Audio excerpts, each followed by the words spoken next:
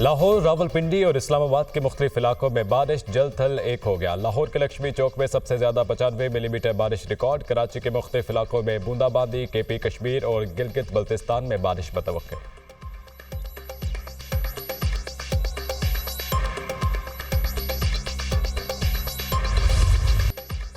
महंगी बिजली और लाकानूनियत के खिलाफ जमात इस्लामी के धरने और PTI के एहतजाज की कॉल। इस्लामाबाद का रेड जोन सील। डी चौक में कंटेनर्स पहुंचा दिए गए। पंजाब भर में 3 रोज के लिए दफा 144 का नफाज। महकमा दाखिला ने पंजाब भर में जल्द से जुलूस, रैलियों, धरनों और एहतजाज पर पाबंदी लगा दी। इत्तलाक आज से इतवार 28 जुलाई तक होगा। अवामी इज्तिमा दहशत गर्दों के लिए सॉफ्ट टारगेट हो सकता है, नोटिफिकेशन जारी। इस्लामाबाद समेत मुख्तलिफ शहरों में पुलिस का जमात इस्लामी की क़यादत और कारकुनान के खिलाफ क्रैकडाउन। कई रहनुमा और कारकुन धर लिए। लाहौर में अमीरुल अजीम के घर पर छापा, ड्राइवर गिरफ्तार। खारिया कैंट से मियां उस्मान रफी गिरफ्तार। बहावलपुर से जमात इस्लामी के 11 जिम्मेदारान को हिरासत में ले लिया गया। सेक्रेटरी इत्तलात जमात इस्लामी कैसर शरीफ का कहना है कि पुरअमन एहतजाज और धरने को रोकने के लिए पुलिस कारकुनान और रहनुमाओं को गिरफ्तार कर रही है। लाहौर और दीगर शहरों में रहनुमाओं के घरों पर छापे मारे गए। हुकूमत होश के नाखून ले और आमिराना सोच को खत्म करे। शहर इख्तिदार में धरना पुरअमन होगा। हुकूमत धरने में रुकावट ना डाले। हालात खराब हुए तो हुकूमत जिम्मेदार होगी। लोग अपने घर की चीजें बेचकर बिजली के बिल अदा कर रहे हैं। अवाम IPP से छुटकारा चाहते हैं। अमीर जमात इस्लामी हाफिज नेबुर रहमान।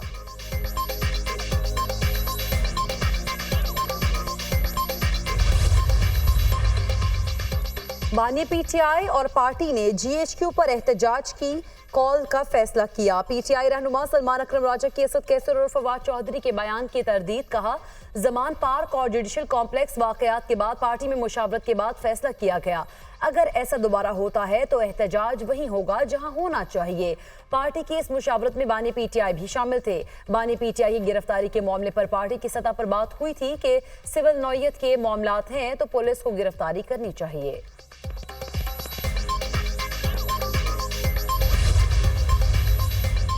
हुकूमत फौज और PTI को आमने सामने लाना चाहती है, लेकिन PTI और आर्मी चीफ ऐसा होने नहीं देंगे। बानी PTI ने कहा, बाहर निकलकर पुरअमन एहतजाज करें। कौम नए इलेक्शन की तैयारी करे। नए इलेक्शन होंगे तो मुल्क तरक्की करेगा। अपोजिशन लीडर उमर अयूब की बानी PTI से मुलाकात के बाद मीडिया टॉक। कहा, 9 मई और 18 मार्च से मुतालिक CCTV फुटेजेस गायब कर दी गई। बानी PTI इसके लिए खुद अदालत में केस दायर करेंगे। चीफ इलेक्शन कमिश्नर और 4 सूबाई इलेक्शन कमिश्नर्स मुस्ताफी हों। चीफ इलेक्शन कमिश्नर पर आर्टिकल 6 लगना चाहिए। बैरिस्टर गौहर खान ने भूख हड़ताल पुरअमन एहतजाज है जो बानी PTI की रिहाई तक जारी रहेगा।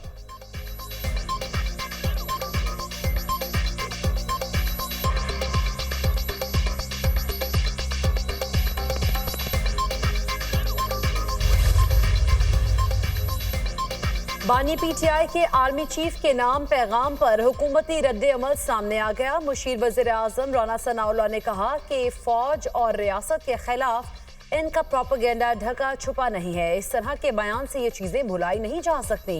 ये जाल बुन रहे हैं ताकि कोई रास्ता निकल सके। नजर आ रहा है ये कुछ करने जा रहे हैं या कोशिश करेंगे। PTI वाले महफिलों में कहते हैं कि उनकी बात हो गई। नवंबर में चीफ जस्टिस बदलते ही इलेक्शन की तैयारी करें। ये सब चीजें मिलाते या तो PTI क़यादत की गुफ्तगू पर शक होता है। हुकूमत को मोहतात होकर इनसे निपटना होगा। मखसूस नशिस्तें PTI को देने के सुप्रीम कोर्ट के हुक्म पर अमल दरामद शुरू। इलेक्शन कमीशन ने 39 अरकान कौमी असम्बली को PTI का मेंबर तस्लीम कर दिया। इलेक्शन कमीशन ने 39 अरकान कौमी असम्बली की PTI से वाबस्तगी का नोटिफिकेशन जारी कर दिया। इलेक्शन कमीशन ने 41 आज़ाद अरकान के मामले पर सुप्रीम कोर्ट से रुजू कर दिया। रजिस्ट्रार सुप्रीम कोर्ट को फैसले पर वजाहत की दरख्वास्त जमा करवा दी।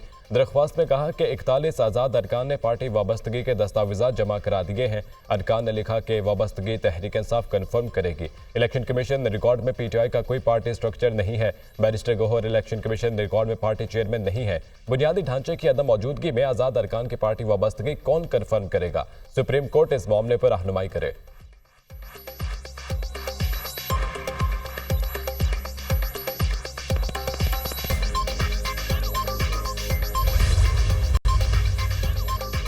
वज़ीर आला पंजाब मरीम नवाज का सुतरा पंजाब प्रोग्राम के फौरी आगाज का हुक्म। छोटे बड़े शहरों के तमाम इलाकों की यकसा सफाई की हिदायत। वज़ीर आला पंजाब मरीम नवाज की ज़ेर सदारत खुसूसी इजलास। मरीम नवाज ने कहा, लाहौर और सरगोदा समेत मुतादिद शहरों में सफाई की सूरत हाल तसल्ली बख्श नहीं। किसी भी शहर में कोई भी एरिया सफाई से महरूम न रह जाए। नालों की सफाई की जिम्मेदारी में कोताही न बरतने की हिदायत।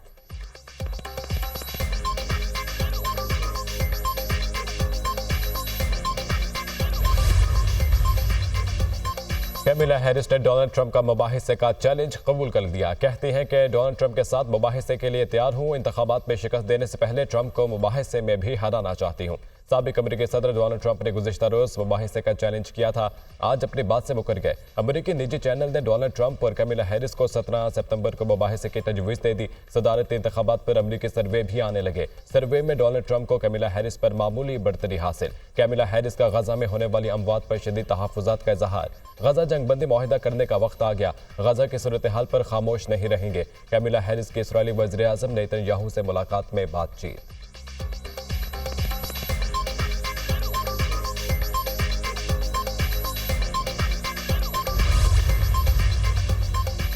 इजराइल को फौरी तौर पर गजा जंग खत्म कर देनी चाहिए। दुनिया भर में इजराइल की शोहरत खराब हो रही है।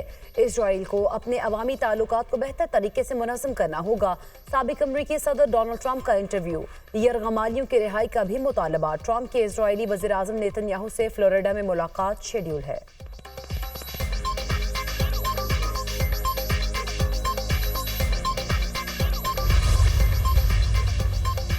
बनु वाक़िए पर एपेक्स कमेटी इजलास का एलामिया जारी। एलामी में कहा गया कि दहशतगर्द हर सूरत काबिल मजम्मत है, इनके खिलाफ कार्रवाई होगी। वज़ीर आला ने पुलिस को हुक्म दिया है अगर कोई भी मुसल्लह गैर सरकारी शख्स मुलविस हो तो उसे गिरफ्तार करके कार्रवाई की जाए। पुलिस मुसल्लह गिरोह के दफातर के खिलाफ बिला तफरीक कार्रवाई करेगी। अस्करी इदारों ने वाज़ेह किया कि सूबे में कोई ऑपरेशन नहीं हो रहा। दहशतगर्द अनाज़िर के खिलाफ कार्रवाई पुलिस और CTD करेगी। बॉर्डर के करीब ऐसे इलाकों में जहाँ पुलिस कार्रवाई ना कर सके वहाँ फौज की मदद ली जाएगी। पुलिस को हिदायत जारी कर दी है कि हर वक्त गश्त को यकीनी बनाया जाए। पूरे सूबे बशमूल जनूबी अजला को तरजीही बुनियादों पर इजाफी मदद फराहम की जाए। नई असामियों के लिए तख्लीक में जनूबी अजला को तरजीह दी जाएगी।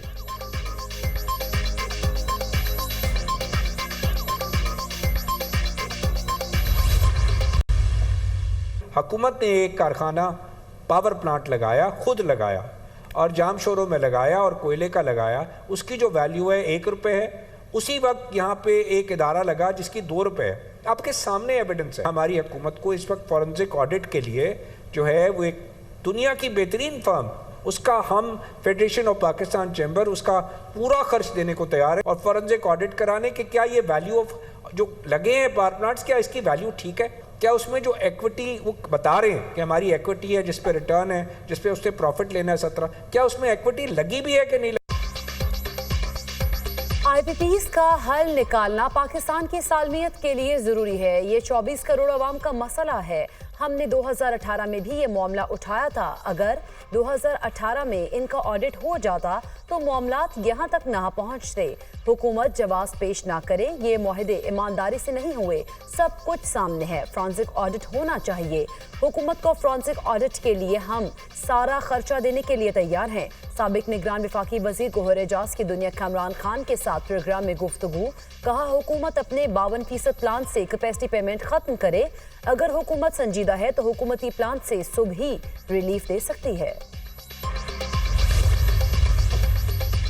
चीफ जस्टिस काजी फैजीसा ने फेडरल एक्साइज 2005 केस में जुज़वी इख्तलाफी नोट जारी कर दिया। चीफ जस्टिस ने जुज़वी इख्तलाफी नोट में कहा कि आर्टिकल 201 के तहत किसी हाई कोर्ट का फैसला दूसरी हाई कोर्ट पर बाइंडिंग नहीं। पाकिस्तान एक विफाक है जिसके हर सूबे की हाई कोर्ट मुकम्मल आज़ाद है। ऐसी कोई आईनी तकाजा नहीं कि एक हाई कोर्ट का फैसला दूसरी हाई कोर्ट पर बाइंडिंग हो। कानून और रिवायत का तकाजा है कि समाअत मुकम्मल होने पर अदालत जल्द केस का फैसला दे। मुनासिब वक्त पर फैसला सुनाना इंसाफ फराहमी का नागुज़ीर जुज़ है। सुप्रीम कोर्ट ने खास टाइम फ्रेम में फैसला देने के लिए अदालतों का अहकाम जारी कर रखे हैं। काबिल अफसोस होगा कि अगर सुप्रीम कोर्ट जल्द फैसला सुनाने के असूल का इतलाक खुद पर ना करे। इंसाफ में ताखिर इंसाफ से इनकार के मुतरादिफ है। आइन जल्द इंसाफ का तकाजा करता है। जजेस अपने आप को जवाबदेह हैं। हमें एहतियात और तंदही से मुकदमात का फैसला करने की कोशिश करनी चाहिए।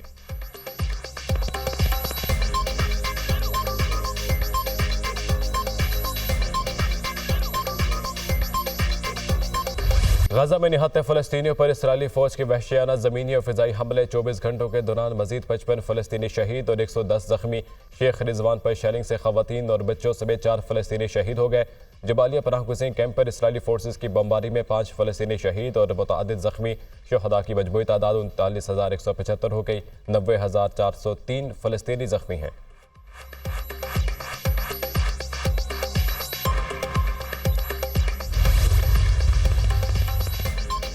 वाशिंगटन में नेतन्याहू के अमरीकी दौरे के खिलाफ शदीद एहतजाज। फ़लस्तीनियों की नस्लकुशी में इसराइल का साथ देने पर अमरीका पर तनकीद। इजरायली वज़ीर आज़म फ़लस्तीनी बच्चों, ख़वातीन और नौजवानों के कातिल के नारे।